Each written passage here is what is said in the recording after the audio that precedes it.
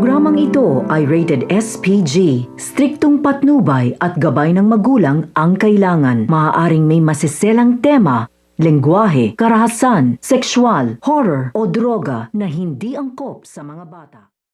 Habang pinapakiusapan nga nito ni Annalyn itong si Giselle na huwag ngang pakulong ang kanyang ninang, ay nag-uusap naman nga sa convenience store itong si Cromwell at si Lynette. Subalit madadamay nga sila sa isang insidente ng pang-hold up ng masamang lalaki kung saan nga itong si Lynette ang dadamputin nga nito at tinulungan nga siya nito ni Cromwell, kaya naman tumakbo itong si Lynette. Subalit nagkaroon na nga ng palitan ng putok at posibilidad na itong si Cromwell ay niligtas itong si Lynette. Makakatanggap naman nga itong si Josa ng tawag habang naglalakad nga siya at tumatawid ay may rumaragasa nga na jeep at dito nga masasagasaan nga siya.